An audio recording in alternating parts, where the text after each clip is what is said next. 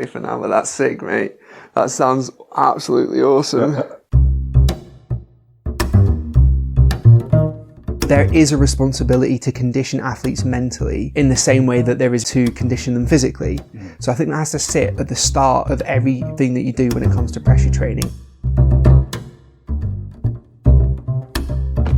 Hi everyone, my name's Dr Pete Olusoga and this is 80% Mental, a podcast all about the psychology of sport and performance.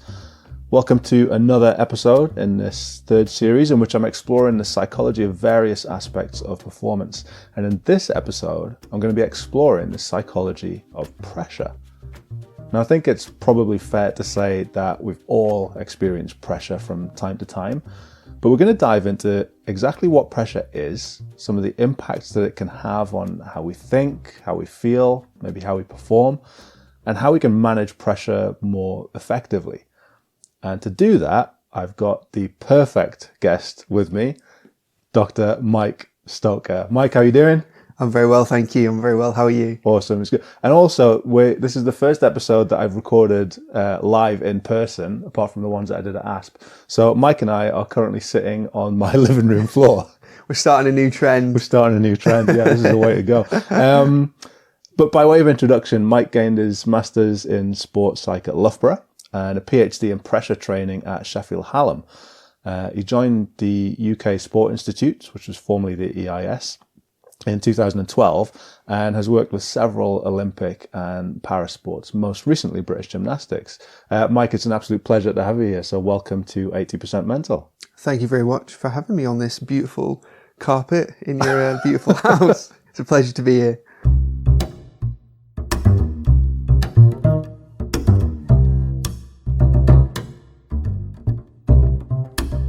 Well, just before we get into the topic then, I'd love to hear a bit about how you got into sports psych, because I know you talked a bit before about martial arts as being kind of a vehicle for you getting into psychology. Yeah.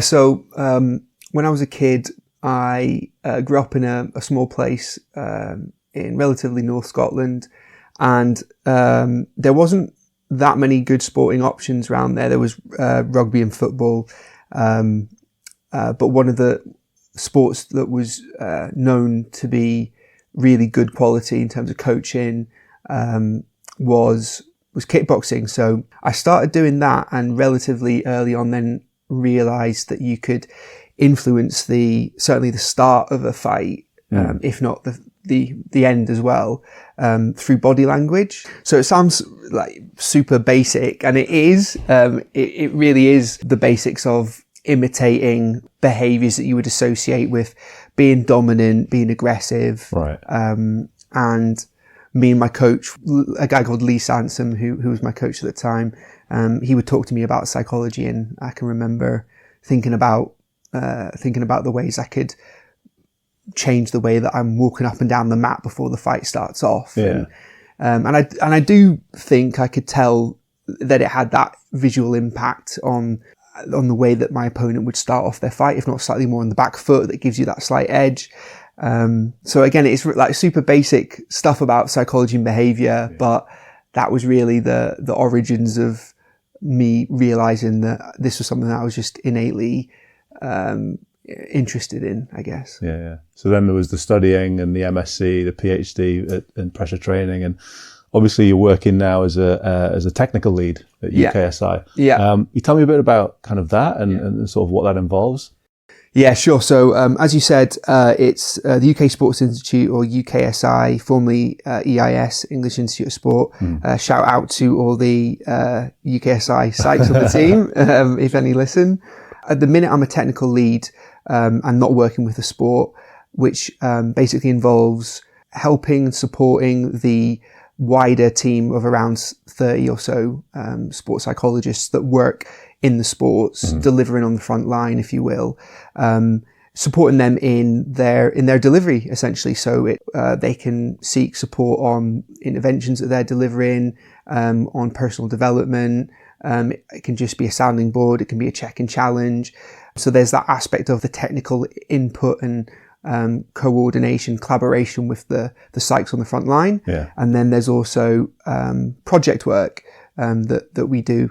So the technical lead team that I'm, there's about 5 of us, and some of the projects that we work on are things like supporting the application of our products, which the USI products are essentially kind of contextually developed approaches or tools that you use in sports on the front line that practitioners use, such as super strengths, which I know you're familiar with from the work that my colleague, our good friend, Dr. Kate Ludlam does. Pressure training is one of our products as well.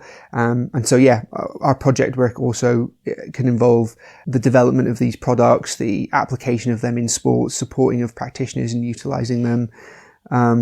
So that's kind of what being a technical lead is. Yeah, awesome. So you got a lot on your plate. Yeah, I mean, it's a great, a lot of pressure. Yeah, exactly. Yeah. When I was doing my PhD, you get so used to being associated with a certain thing that word, like under pressure, working under pressure.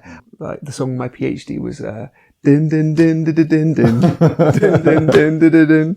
Love that, you got a soundtrack to your PhD. I don't know what mine would have been.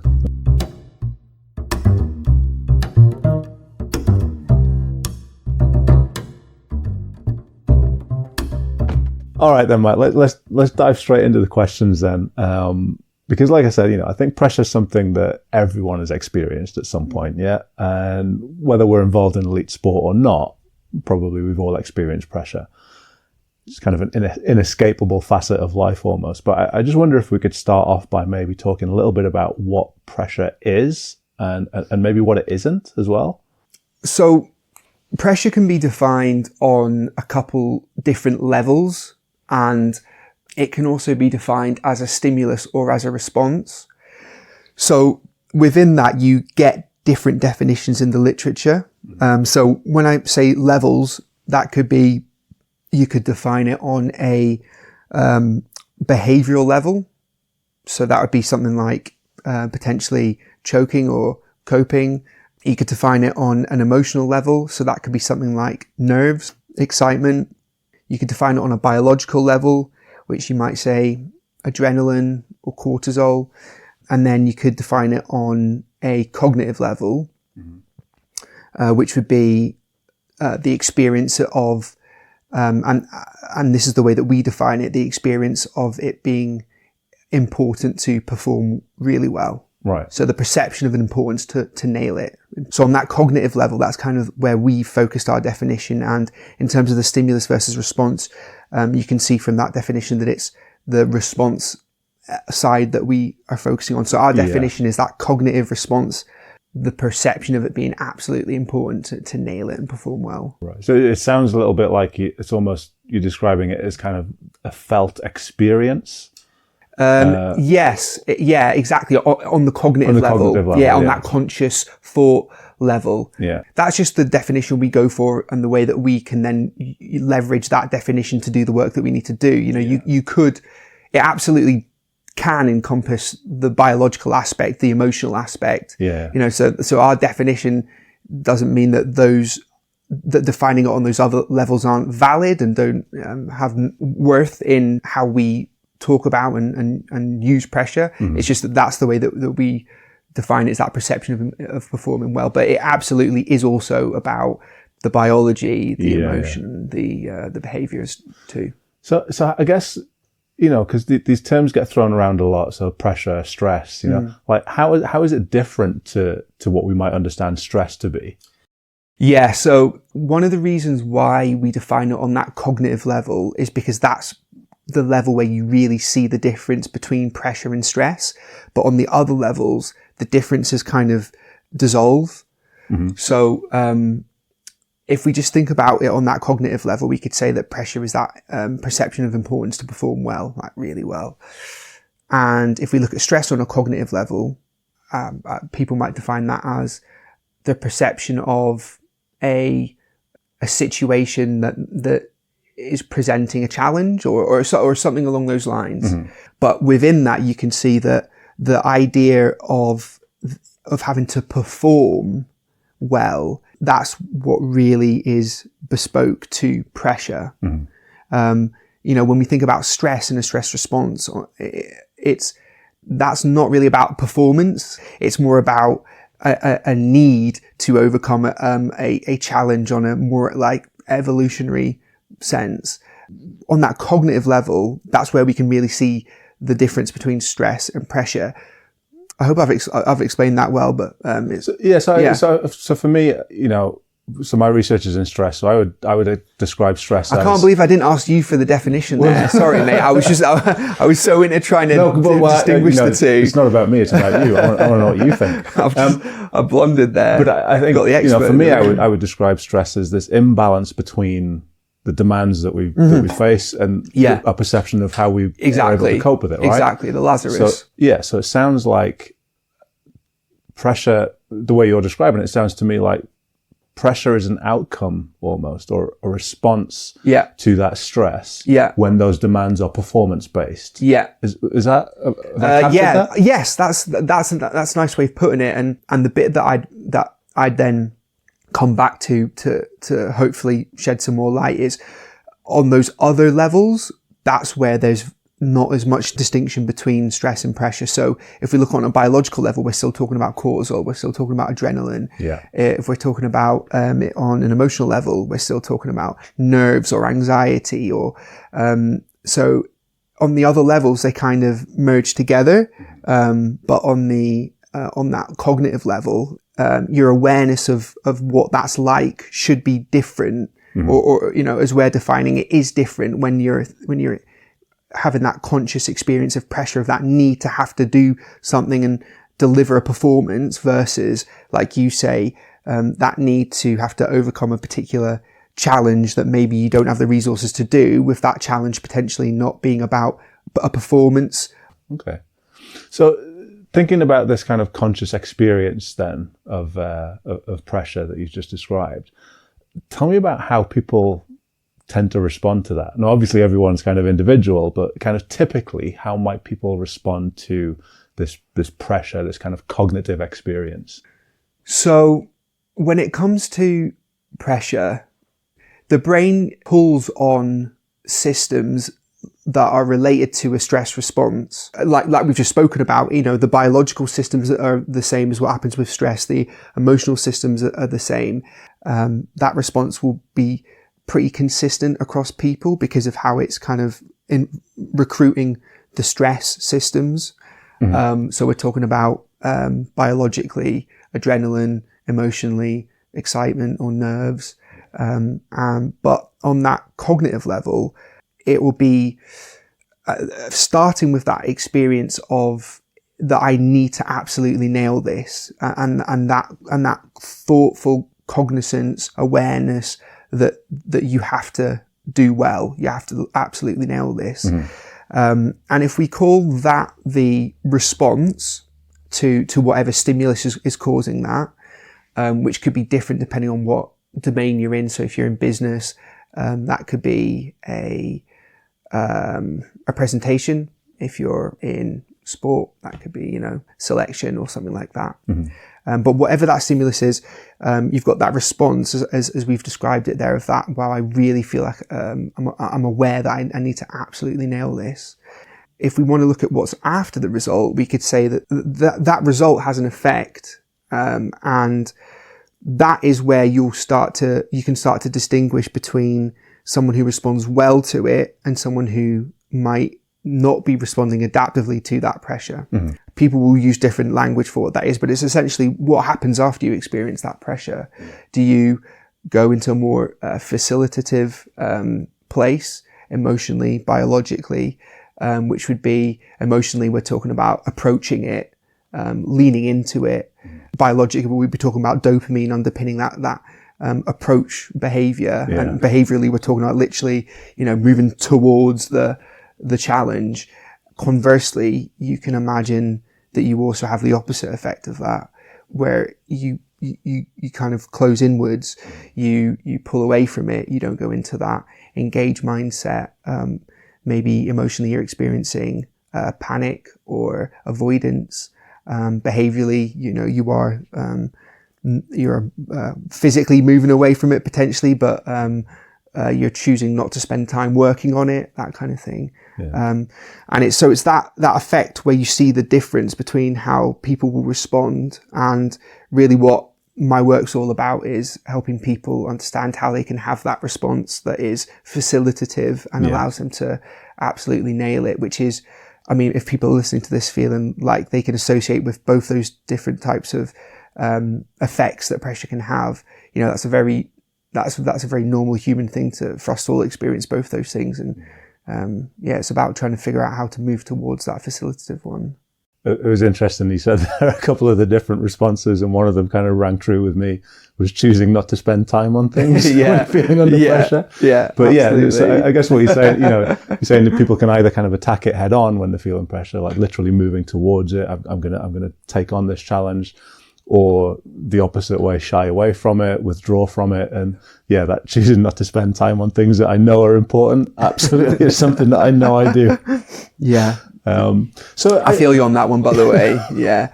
Avoidance as a coping mechanism when we're under pressure is, sometimes it's got its place and sometimes it works. But I think avoidance when under pressure, as an unhelpful coping mechanism and response or effect, from the response, is got to be one of the most common. Yeah. Well, I mean, we're all human, right? Yeah, exactly. Exactly.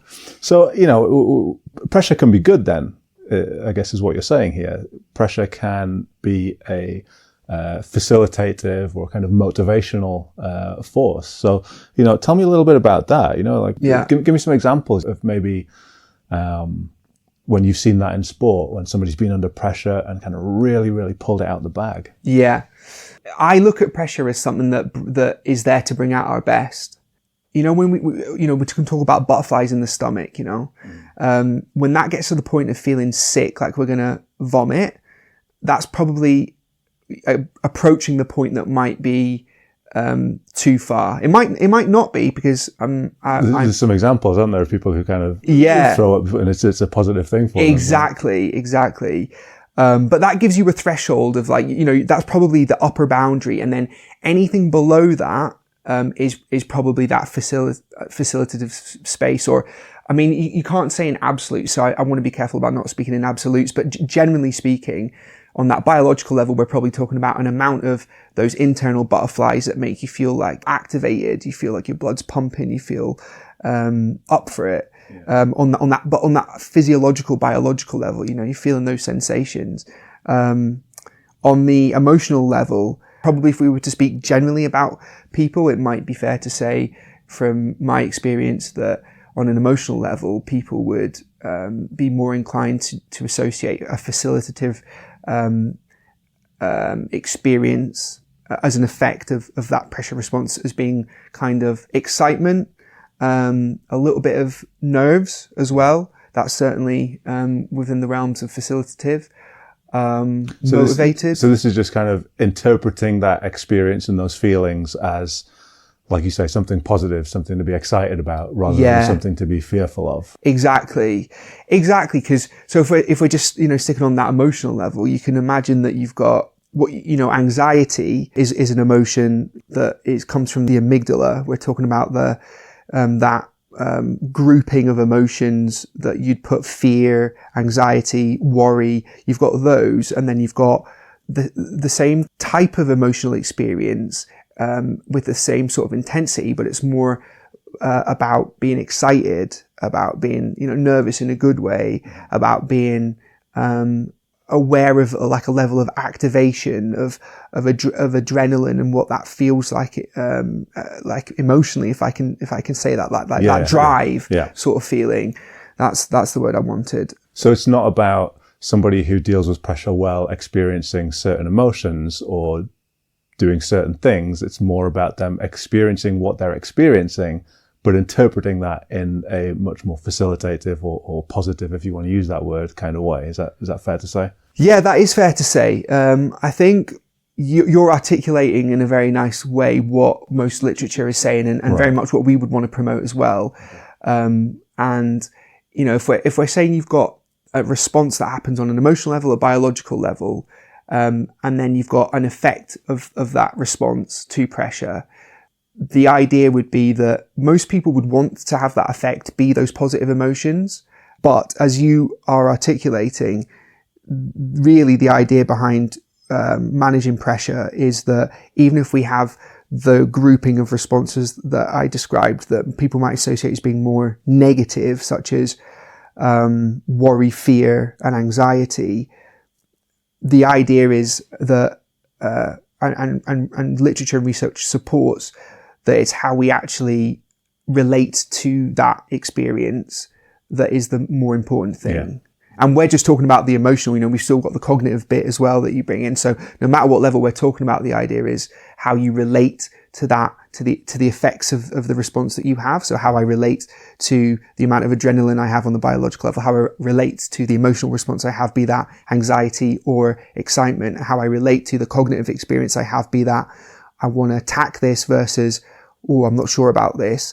No matter what we have, whether it's anxiety or excitement, we're aware of that relationship and of that way that we're interpreting it, and in such a way that we can still go about doing the behavior that we desire, which would be nailing it, coping, smashing it, and that kind of thing. Brilliant. It's kind of almost like ACT principles, isn't it? It's kind of mindful awareness and acceptance of the emotion or thought or feeling or whatever it is, but then committing to action and doing the thing that's important to you anyway, regardless. So I really liked what you said there about the relationship that people have with their sort of cognitions and behaviors and emotions. Just one thing I'll add in there is, I think that it would be fair to say that some people, depending on where they are on their developmental journey, they might not actually be aware of the relationship that they have yet. Right. So they could be a young teenager who's an athlete, for example, that's still developing that level of meta-awareness of their own thoughts and feelings, which just takes time to become, grow aware to those things. You don't necessarily need that level of awareness of the relationship that I have, but I believe you're increasing the probability and chances of delivering a good outcome and coping if you do have that level of meta-awareness. But I just wanted to throw in that, that it's, because we're kind of talking about developmental milestones, and that level of awareness that is amazing to have, but might not always be where everyone's at. Yeah. So I wanted to kind of add that I guess bit that comes with a lot of experience and kind of reflection and introspection, I suppose. 100%. Yeah, exactly. So one of the things that gets thrown around a lot in sport, certainly, and in life as well, are these kind of ridiculous metaphors that we have. And I've kind of set this up by calling it ridiculous. But one of them is that diamonds are created under pressure. I'm sure you've heard this, right? Which is lovely. But diamonds also crack if they're tapped in just the wrong place when there's kind of internal stress, right? So as a psychologist, I just wonder what you think about this concept, this notion that like pressure is this universally good thing that just creates people who are, diamonds who just respond to pressure in really adaptive ways. I just wonder what your thoughts were about that. The idea of pressure training, which is exposing yourself to pressure so that you can learn how to manage it and deliver, be that in sport, which is how we apply it, but also business or, whatever domain you work in. The idea is that it comes from medical inoculation, which is the introduction of a virus or a bug or some kind of foreign agent to the body that would be a threat to the body in a small amount that then allows your immune system to learn how that virus works. So that then when you're exposed to a full amount, you are completely immune to it. And in that, you can see that when it comes to inoculation, medically, inoculation these days is very different, where they'll take the virus and they'll actually genetically remove components that make it able to actually... very dormant. Dormant, exactly. Yeah. But initially, it was just a small amount of the actual virus. We're talking about 100 years ago when you didn't have the technology we've got now. And you could see from that if you were to expose a patient to the small amount that would then allow their immune system to learn how to respond to a full-blown normal exposure, that's an amount that's appropriate. But if you expose them to the full-blown virus, then, their system would get overwhelmed. The idea in pressure and pressure training and exposure to pressure and pressure's making diamonds would be exactly the same, where you could conceive of an amount of pressure that would be the right amount to have a response across the different levels that we've spoken about that was facilitative and led to growth and development. And that might involve an initial dip in emotion, in biology.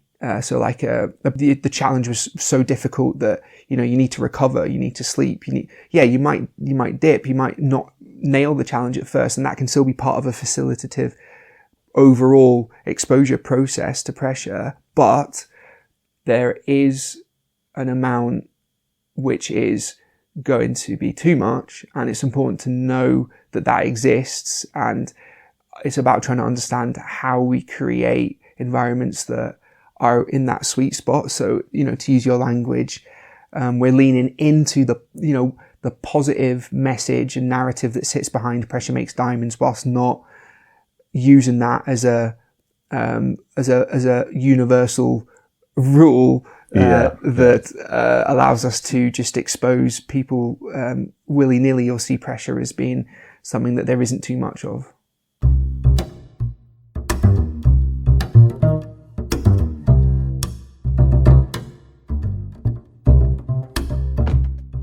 This is the 80% Mental podcast, and I'm here with Dr. Mike Stoker from the UKSI.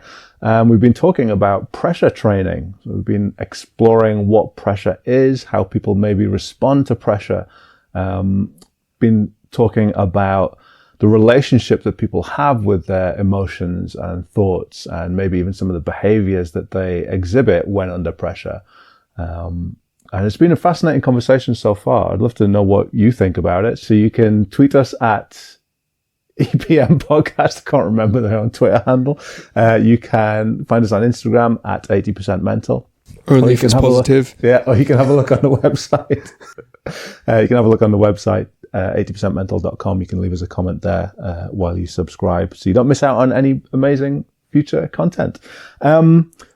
Mike, just before the break there, we were talking a little bit about this idea of kind of creating pressure, or pressure being sort of this universal force for good and creating diamonds. And you were explaining how the origins of pressure and pressure training are more about kind of this systematic exposure to small amounts of pressure so that somebody can then learn how to adapt and function well under pressure, right? So obviously you wrote the PhD on pressure training. How might we create pressure? You kind of explained about what pressure training is. Like, how might we go about doing that on a sort of practical level? Yeah. So from the research that we've done, and like you said, I did a PhD on it, and then after me, we had an amazing PhD student who's finished now, William Lowe, Billy. He did some amazing work continuing what we did, looking into this stuff. And he's actually now got a PhD student who he's taken on, a guy called Gavin Byron, who is potentially going to be furthering some of this pressure work. But what we know is that demands and consequences are fundamentally important to creating pressurized training environments. So by demands, what we're talking about, so we're talking about your sort of Newell's model of constraints, the individual, the task, the environment. What is that presenting in terms of what you must do? And that demand element is important because it shapes the level of challenge that is presented to that person in that performance environment.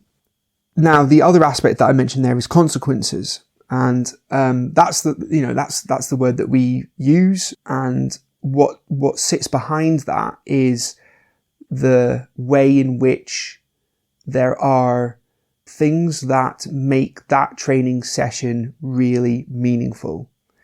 And so we talk about those as consequences, and we look at those scientifically in terms of consequences, because those are things we can control and manipulate in the scientific sense. And we split those up into rewards. So essentially something positive that will happen as a consequence of how one performs in that training session, or in whatever performance environment it is that you're in. Forfeits, something undesirable, something undesired that will happen as a consequence.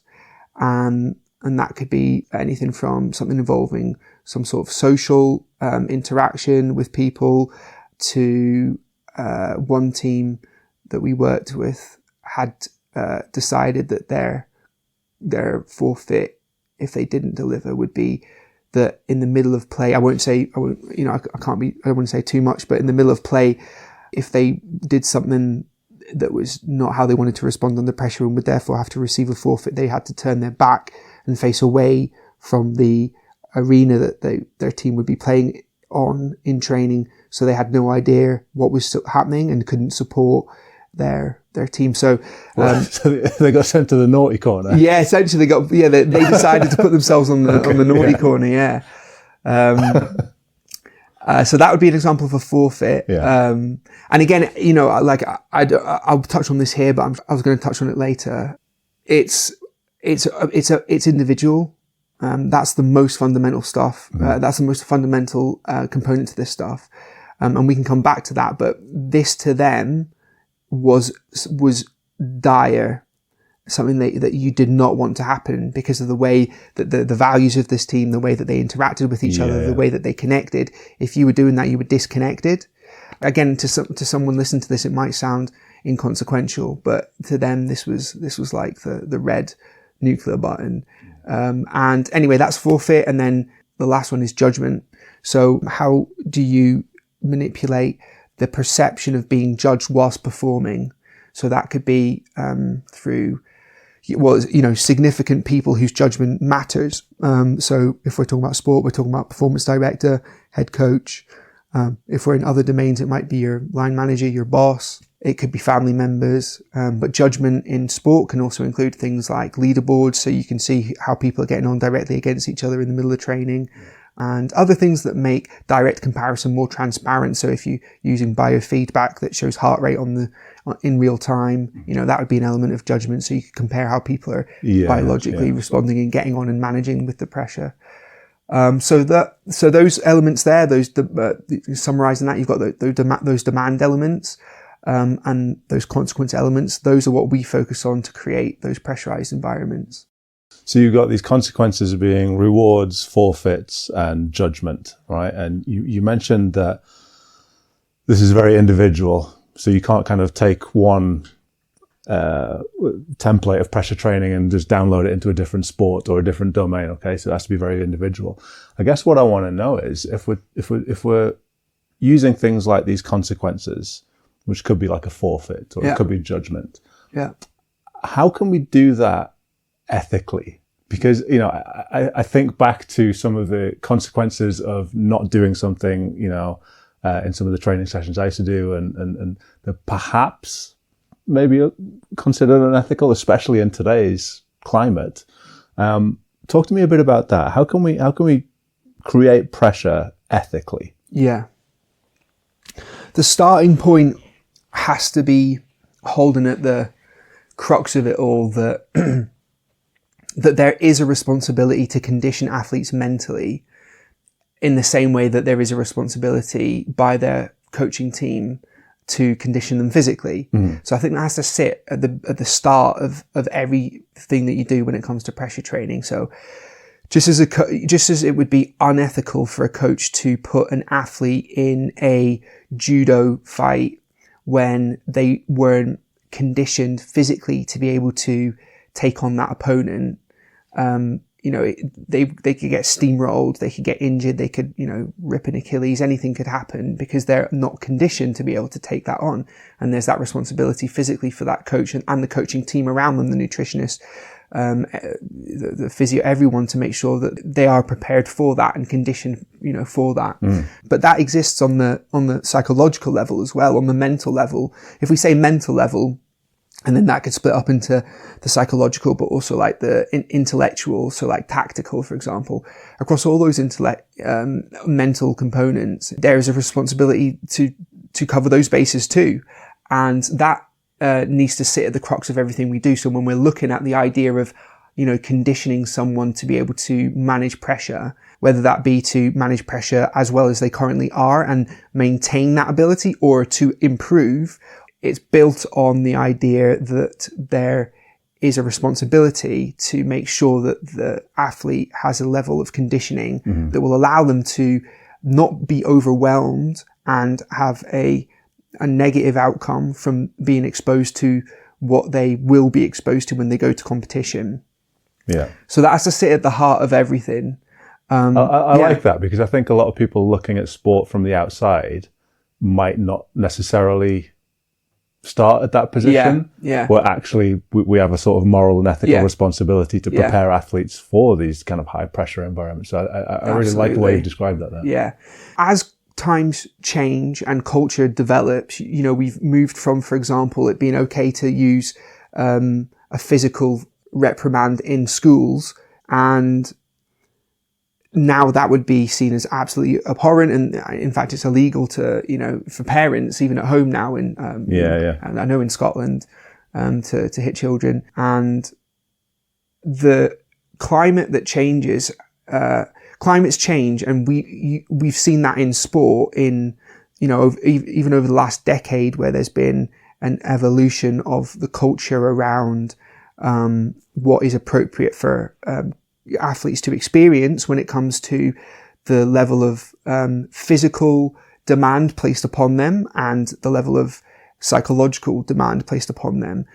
And that, there isn't a right or a wrong when it comes to culture. There's only what it is. Cultures that you get inside sport are just a reflection of what's going on in the wider world.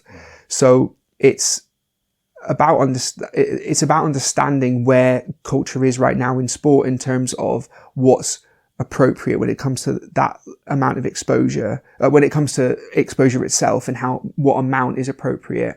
So tying that together, I guess I'm saying we've got that crux, which is there is a responsibility to be able to expose athletes, to condition them psychologically, so that when they come to competition, they're not going to be overwhelmed and it's not going to have a negative effect. But also we have to make sure that it's done in a way that reflects current culture and current practice. And if we do that, then it will be highly effective and it will help people grow and be better. And if we get that wrong, then there can be dire consequences to that. So it's, I often say it's, pressure training isn't something that you could do as a bolt-on if you've got extra time or extra resource. Whereas, maybe you could, if you're doing an intervention in sport as a sports psych, you could maybe bolt on some self-talk. You can't bolt on pressure training for those reasons that I just said. Within the culture. Yeah. So thinking about that then, and you mentioned earlier about it being, the rewards, the consequences, the judgment being very culture dependent. So what might be seen as a forfeit for one group might not be for somebody else. It's very so like, how might a coach, or maybe a coach working alongside a psychologist, how might you start to build pressure training into what you do? Obviously, it's, like you said, it's not kind of just an add-on or a bolt-on. Like, where might a coach and a psych start this process? Yeah. So like you said, culturally, it's got to be appropriate for that environment. And what we can add to that is it's got to be athlete-centered and athlete-driven as well. So the athletes have to own it. They have to be bought in. They have to be almost kind of driving it. That's the ideal. And when you identify the consequences, and we can get into a little bit about how you might do that, they are being identified by the athletes themselves that are going to be exposed to them because of that individual element that we mentioned, where it has to be bespoke. So if you're working with an athlete or a team of athletes, they're choosing their own stresses that they'll be exposed to that's going to create that pressure. They're choosing what they're going to be exposed to in the pressure training session. And therefore, they have to be genuinely in ownership of coming up with those things. Yeah. It's not even enough to say that just if they choose it, then that means that we've got the ethical bit, because there could be, pressure put upon them, socially, non-verbally, to choose certain stresses that are of a higher level or a certain intensity that they actually don't want to be. So it really has to be that they are driving it, they are choosing it, and they are owning it, and they are wanting to be exposed to pressure because they understand that need to be mentally conditioned. So as a coach, you're looking to, without getting into the operational aspects, which we can do, and that's where I'd say ideally you could work alongside a psych, but staying at that higher level, what we're talking about is getting athletes on board for the idea of what I've called that crux of that mentally conditioning, psychologically conditioning yourself, so that they're totally bought into the idea of choosing to be exposed to stresses at will for the promise of that then allowing them to condition, develop, grow. And then a process of identifying with that individual or group of individuals what those stresses would be that would be appropriate for them to expose them to the amount of pressure that they deem to be appropriate for them. And we spoke about demands. So that's where you choose the actual training exercise that they did and how hard or how easy that would be. But then potentially more importantly, as our research suggests, those consequences. So you'd be introducing that those forfeits, those rewards, or those judgments through that collaborative process with the athletes that you've done to identify what they are happy to be exposed to that would get that right amount of pressure. Yeah. So I guess there has to be consensus at all levels here in terms of what the stresses are going to be, what the demands are going to be, but also these consequences. So, for example, going to the naughty corner might work for one athlete, but another athlete might find that really, I don't know, maybe triggering or quite something that they don't really want to do, or, singing a nursery rhyme in front of the rest of the group. Yeah, exactly. For some athletes, that might be really, like they really, really don't want to do that. Yeah. So I guess there has to be consensus about these rewards and forfeits and judgment as well, right? Yeah, absolutely. So you mentioned kind of a coach doing this with the psych. What would be the psychologist's role here? Like, how do you get that consensus? How do you sort of build like pressure training into an environment? Yeah, so I just want to quickly pull on what you said there, because it's absolutely right. So just quickly touching on, I gave an example of a team that would have a forfeit where they'd have to turn their back and not look at play. I'm being playful when I'm saying, I'm standing in the naughty corner, but but I think you're touching on a really important point, which is that would be right for some environments, and in other environments it could be either like you say, it could be triggering for someone. You get such complex combinations of different personality types across all sports and people, that there could be someone out there that would feel like they're being excluded, right? Yeah. And they don't want to, and that they haven't signed up for that potentially. And then you get someone else where that would just be so inconsequential that they didn't even feel anything and thought it's a waste of their time. Yeah. So that just speaks to it having to be individual for the people, for the team, and bearing in mind culture and what's appropriate. For a rugby team, a social consequence of having to sing on TikTok would be something that would be 10 years ago that would be ridiculed as being easy. Well, there wasn't TikTok back then, but something social where they have to take the mick out themselves would be nothing to a team like that. But these days in a different team that could be completely inappropriate. So just wanted to touch on that point and how accurate that was to put things in context, that it's not about there being, it's about taking into consideration culture and the individuals or the team and what's appropriate within that environment. Now, you were talking about how to bring in a psych, or where a psych would have a role in this. Yeah. So, ideally, a psych would play a fundamental role in working alongside the coach and alongside the athletes. So this is as an intervention that a sports psych might do, a very coach dominant intervention and a resource heavy intervention, because You're looking first of all for the coach and for the psychologist to be working together to identify the broader picture of what's trying to be achieved here. If it's one athlete, if say it's a tennis player who's incredibly successful and has, a team around them, what you're trying to achieve with that one individual would look a certain way based on, are you trying to keep them conditioned to pressure and they're already where they want to be? Are you responding to them having not performed well in a recent competition, and therefore you've identified that there's some ground that you need to cover?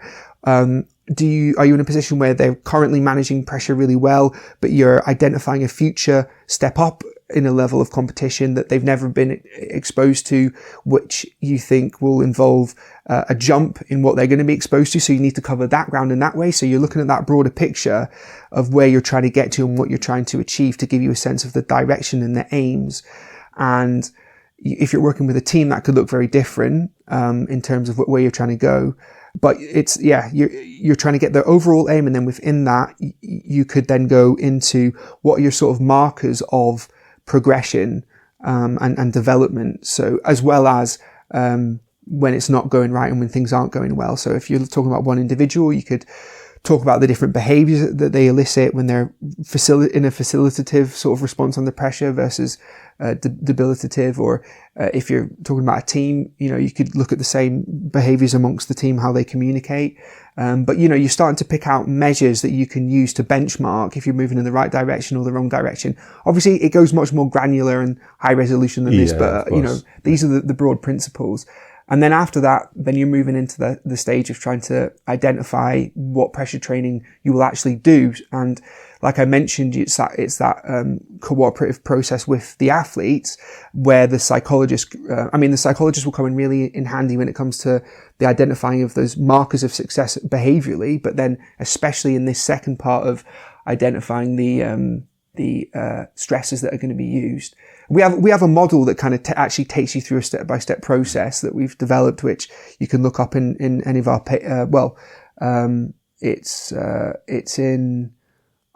it's in my first paper, which is like 2016, creating pressurized training environments. I'll put links to the papers in the episode description. Okay, so if people want to kind of go and look it up, then absolutely you can go and do that.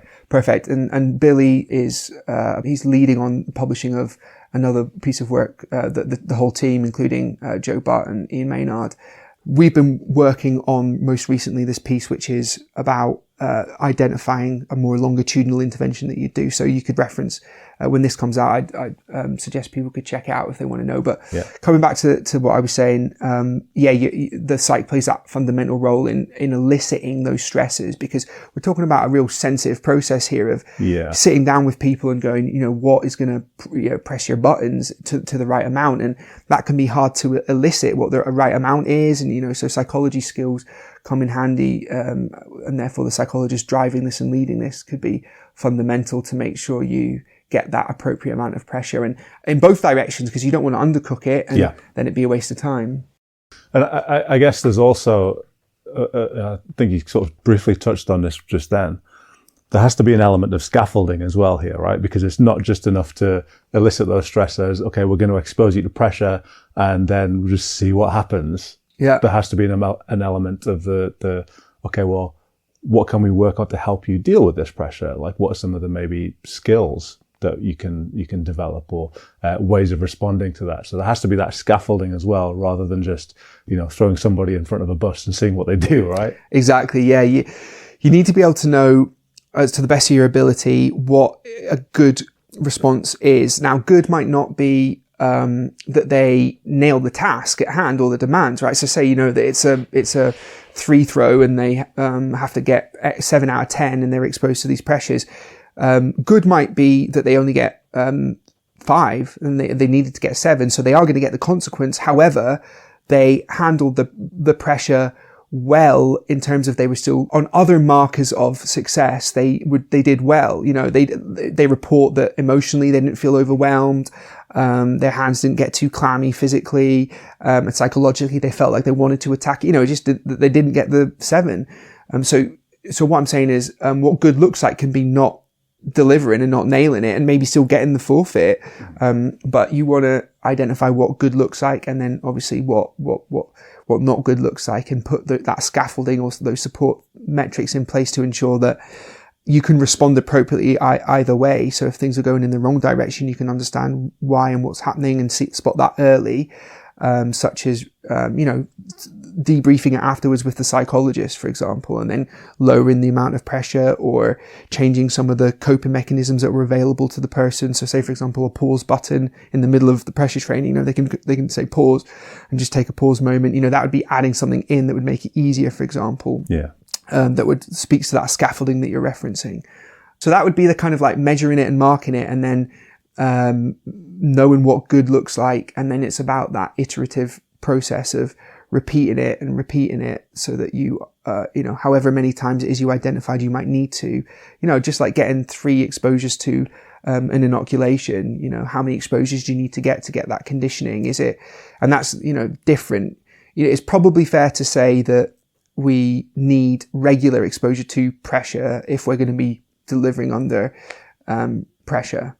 But exactly how much that is, you can't really put an exact number without getting into the details of a sport.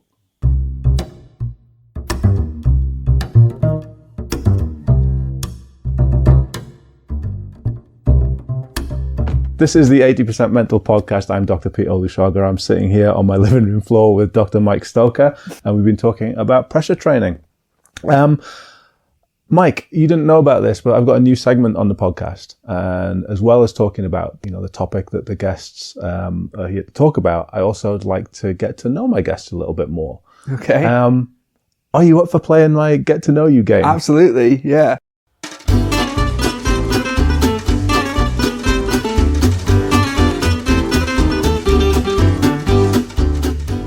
All right, so I've got 4 envelopes, virtual envelopes, and they've got different sets of questions. Okay, so we've got deep and meaningful, we've got have you ever, either or the last time. So I'm going to get you to virtually choose a number between, well, not virtually choose a number, you can actually choose a number between 1 and 4, and I will virtually pull up a set of questions for you. So I choose a number between 1 and 4? Choose a number between 1 and 4. 4, okay. Lucky number.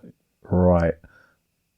We've got the last time. No, we haven't got the last time. We've got deep and meaningful. Oh, yeah.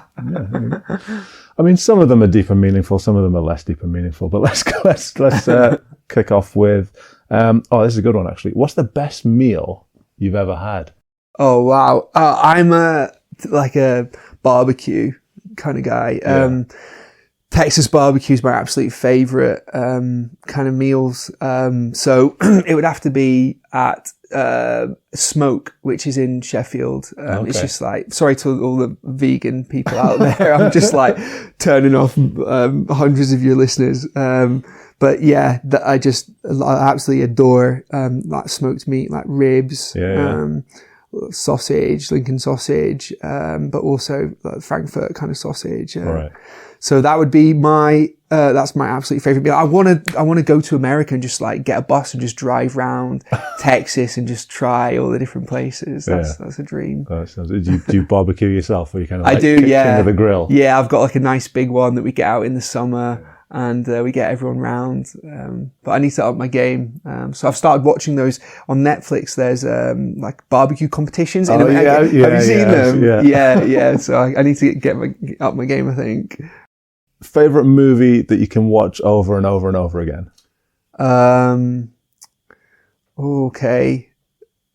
This is going to sound so bad, but it's probably Toy Story. Okay. Yeah, because basically I'm of an age where that came out when I was a kid. That was your kid movie. Yeah, that was my kid movie, and just absolutely loved Buzz Lightyear. Yeah. Like that sort of actiony kind of guy that could fly around. And I used to know all the words to it. I don't think I know all the words now, sadly. And to be fair, I've not watched it for a long time, so I don't know if I could. Oh, I bet you would. I'd probably come straight back. Let's be honest. So yeah, I don't have any. I don't tend to watch the same films over and over. I kind of prefer always watching something new and not coming back to it. But more recently, I've been watching the Dune films. Yes. Yeah, like I've watched that first one a good few times because the second one's coming out soon. Yeah, so yeah. I guess there are some. I'm like a thriller. I mean, apart from Toy Story. Oh, The Lion King. Thriller of sorts. I'm generally like a psychological thriller kind of movie guy. So anything that's along those lines, I could watch a few times.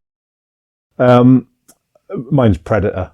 Oh, okay, nice. There we go. Nice. Slightly different to Toy Story. That's a good choice. So given that you are the technical lead for the UKSR, you might not want to answer this, but I was going to ask you, what's the wildest thing you've ever done that you are willing to admit to? Wildest thing I've ever done.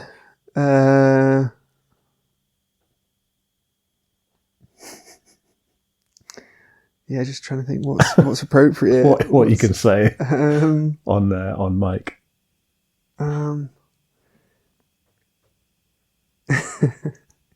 Is that appropriate? No, it's not. we can skip that one. Wait, give me another second here. You can cut out some of the pauses if you want. I guess in some ways it's a bit wild, a bit crazy. I basically stopped all private work that I was doing. As you mentioned, technical lead. I'm on the technical lead team. There's 5 of us. So I do that sort of 2.5 days a week. But the other half of the week, I basically stopped everything I was doing and just started trading cryptocurrencies about 1.5 years ago. Yeah. Which, it is worked out incredibly well, but, took a major dive into the unknown and huge risk attached to it. And, That's pretty wild. Yeah. It's pretty wild. It's not too provocative wild, but it's like, as far as being 37 and a bit boring and a bit routines goes, that's the wildest thing I've done recently. Yeah. Okay, awesome. I like it. Something that you've always wanted to excel at, but never got around to? I'd say either language or music. Musically, I'm okay. I've got a couple tunes I can do on the piano. I've got more that I can do on the guitar. I can do a bit of a jam with people, but I never learned how to read music. I always really wanted to learn the theory. And yeah, maybe one day I'll come back to that. So either that or languages. My mum was born in Germany and spoke German. Her whole family was German. And, so I've got a propensity to understand and learn it quite well, but I've never leaned into it. For example, when I was a kid, I had German friends. I went on holiday with them for 2 weeks, and by the end of it, I'd learned quite a lot in a very short space of time because of the fact that my grandma spoke German to me and some of those foundations. Yeah. So that's the propensity bit there, but I've never lent into any of that, so I always feel a bit ignorant not knowing any other languages. Yeah. And I think that would be one thing that'd be, I think it's a good thing to be able to, if you visit other countries, to speak some of that language. Definitely. Most unpopular opinion that you're willing to argue on? Oh, that's a good one. You got any controversial opinions? You know what? I probably do. I think it's probably that, so my general approach to psychology is based on, a lot of influence coming from looking into pressure and managing pressure and the positive benefit that pressure gives us. And, through that, I've been influenced to have quite a sort of Newtonian perspective on how the sciences work, kind of like stimulus response, like Newton's cradle, like one ball hits another, like quite deterministic, as opposed to kind of like systems theory. Although systems theory approaches solution focused, nudge, that stuff does influence how I see the world and how I work. I think at the heart there is very much that kind of like stimulus response look at things where and through that, I think I've got a perspective that, life is about exposing yourself to challenges. It is about working hard. It is about trying to be better tomorrow than you were, the day before, comparing yourself to yourself. And I think in modern climates, and we've been talking about culture changing and evolving, there's been, an evolution in the way in which people are comfortable in exposing themselves to challenges in their life. There's been an evolution in the way that people are more sensitive to the world around them and the challenges that presents to them. And I'm talking at a sort of high level because I almost don't want to dive into it too deeply. Yeah, but sure. I like the fact that you've gone really highbrow there, because my controversial opinion would have been that custard should be banned. But you've gone completely the opposite way there. Oh, God. But it's fine. Oh, God. But I must sound like such a doofus. No, but I appreciate you kind of sharing that opinion with me. It's a conversation I'd love to have with you another time. All right, last one then, Mike. Oh, I'm such a doofus. Last one. Dinner with 5 people, alive or dead. Dinner with 5 people. Yeah. Okay. I love martial arts, so I'd probably have Tom Aspinall. He's the current heavyweight champion from Leeds. I would have Jordan Peterson, because he's a psychologist and he has some interesting perspectives which I like to listen to be able to see where I position against that. So I've got a benchmark, if you know what I mean. Yeah. Like when someone, linking to what I was just saying, someone says certain things that make sense, and certain things that don't. And so, you want to have conversation with those people because it helps you make sense of your own perspective. Yeah. I'd have, I like politics. So who would I get? I'd probably get Keir Starmer. I was going to go Rishi Sunak because he's Prime Minister, but I'd go Keir Starmer because it looks like times are changing, potentially, judging by how recent by-elections have gone. And he would be an interesting conversation to have. So that's 3. I would go Margot Robbie because she's very hot.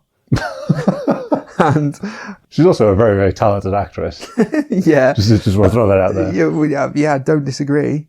And last one would be my dog Rudy. Although it's not a person, but he just deserves to be there. Yeah. He's getting older now. I'm trying to give him a good last couple of years to his life, so he can come to the dinner table and hang out with these famous people and have some of your Texas barbecue scraps. Yeah, he's not getting any. Well, Mike, thank you for playing the getting to know you game that I still haven't got a name for. Appreciate your honesty and your candor. Thank you, mate.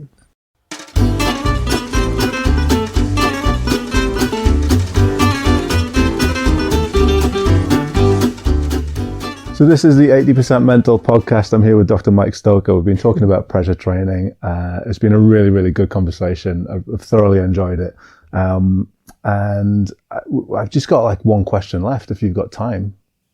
Yeah. Yeah? Yeah. I guess thinking about all of the stuff that we've talked about today, about pressure training, about the role of the coach and the psychologist, if I wanted to take some of these aspects of pressure training into my life as a normal human being, so not an elite athlete, just somebody going about their day-to-day business, how might I get better at dealing with pressure? Just on a normal sort of day-to-day person, because we all experience pressure. Yeah. I have a presentation tomorrow, or a bit of homework that needs doing, or kids to look after. That's pressure. How can an ordinary, everyday life person kind of get better at dealing with pressure?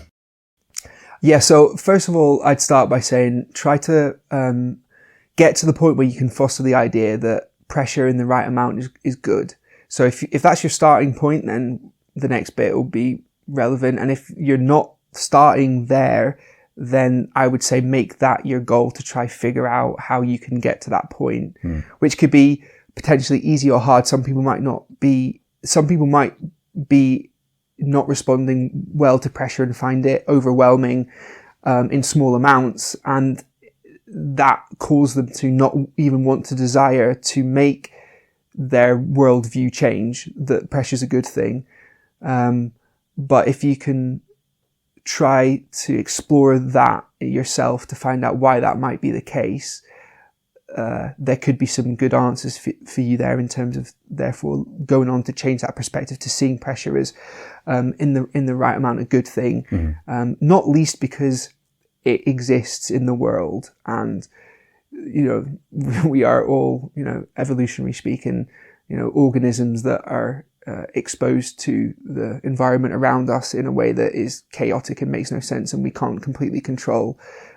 So best to align with what can happen, which is that the world can be completely random. You can get exposed to extreme amounts of pressure at any moment, and whilst we have a certain amount of control, we can't always control that. So just building yourself to be able to absorb that as often as it does happen is only going to lead to success. So that'd be the first thing. Second thing I'd say is, if you can get to that point where you see it as a good thing, then try to understand where you are experiencing it in amounts that is too much, and why that might be. And if you identify areas where you're experiencing too much pressure, where it's having a negative effect on your performance at work, or your parenting, like you said, or if you play sport, or if you're in business, try to identify what it is about that situation that is causing it to be unhelpful for you. Is it that the stressor itself is very large and you can chunk it up and break it up into smaller components? Is it that can't be done, and so therefore it's about how you respond to it and the coping skills that you elicit to be able to manage it? If you can break it up into those two things, if you can make it smaller, make it more bite-sized, split it up, put it over a larger piece of time, the amount of exposure that you're getting, or if not, look at those coping mechanisms. Are you deploying unhelpful coping mechanisms such as avoidance, like we spoke about at the start? Are you doing behaviours that are actually making it worse in the long term, such as some people might have a beer or a couple beers at the end of the night when they get stressed or they're under pressure, but then actually that doesn't help them the next day, or their diet might go out the window because they end up working harder to try and perform to this project deadline or whatever it might be, but then your diet's gone to pop, so then you're not feeling good, you're not exercising, all these unhelpful coping mechanisms. Try and identify what they are, and try and identify what helpful coping mechanisms would be instead. What can you replace them for that would allow you to manage this better? And it's always going to start, it's going to feel hard at the start to implement these things, but then very quickly you'll start to feel that a shift. So if you can get that first step towards doing something different, that's the hardest bit. And that broadly speaking, that would be my advice. Well, Dr. Mike Stoker, thank you so much for, first of all, coming to my house to do the podcast. But yeah, really appreciate you kind of coming on today to talk to us about pressure, your area of expertise, and kind of some of the ways that people might cope better with pressure. If people wanted to reach out to you, where would they be able to do that? Excuse me. You can reach me, Dr. Mike Stoker, on Twitter. And that's probably the best way. I don't actually use Twitter that much, but I do every couple of weeks go and check it out. Add me on LinkedIn as well. If you just search for Mike Stoker, I should come up. Great. We'll put those in the description. So if you did want to reach out to Mike to discuss any of the stuff around pressure, then feel free to do that. Go and check out the episode description. Well, this has been a great conversation about pressure and about pressure training. And if you would like to leave a comment, you can do so on Twitter at EPM Podcast. You can do so on Instagram at 80%Mental. Or you can go and have a look on the website, 80percentmental.com. Don't forget to listen and subscribe so you don't miss out on any other fantastic episodes. And you can check out our back catalogue as well. All the episodes that we've done so far from series 1, 2, and 3 are available for you to listen to or download. Mike, just before you unplug your microphone there, just want to say thanks so much for coming on the podcast. It's been an absolute pleasure. Thank you so much for having me, and Might I just say again what a wonderful carpet this is. All right, well, thanks for listening, everybody, and I will see you next time. Well, I won't see you, though, because it's a podcast.